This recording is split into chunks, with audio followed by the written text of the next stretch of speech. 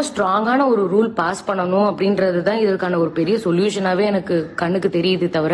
திருப்பூரை சேர்ந்த ரிதன்யாவோட தற்கொலை சம்பவம் தமிழ்நாடு முழுக்க மிகப்பெரிய அதிர்வலைகளை ஏற்படுத்தியிருக்குன்னு தான் சொல்லணும். பிரம்மாண்டமான முறையில திருமணம் பண்ணி கொடுத்தும் மிச்சம் கொடுக்க வேண்டிய வரதட்சணைக்காக ஒரு குடும்பமே சேர்ந்து இந்த பெண்ணை மனதளவுலையும் உடல் அளவுலையும் டார்ச்சர் பண்ணி தற்கொலைக்கு தூண்டிருக்கிறது மிருகத்தனமான ஒரு செயல்னு மக்கள் பலரும் தங்களுடைய ஆதங்கத்தை வெளிப்படுத்திக்கிட்டு வராங்க.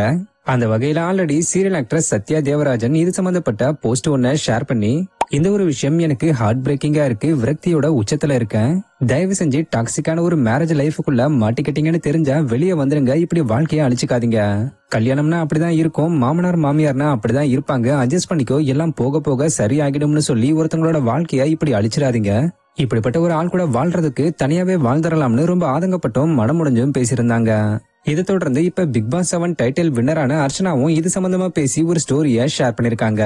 இதுல அவங்க என்ன சொல்லிருக்காங்கன்னா, சில கதைகள் உங்களுக்கு நடக்காது, ஆனா இந்த மாதிரியான கதைகள் இன்னமும் உங்க மனசுல ஒரு தனி இடத்தை தேடுது. இது வயசா இல்ல அவேர்னஸ் ஆனு எனக்கு தெரியல, ஆனா சமீப காலமா பெண்கள் எவ்வளவுதான் சகிச்சுக்கிட்டு இருப்பாங்க, இது சரியே இல்ல, இது என்னால ஏத்துக்கவே முடியாதுன்னு அர்ச்சனா ரிதன்யாவோட சம்பவத்தை நினைச்சு ரொம்ப நொந்து போய் பேசியிருக்காங்க.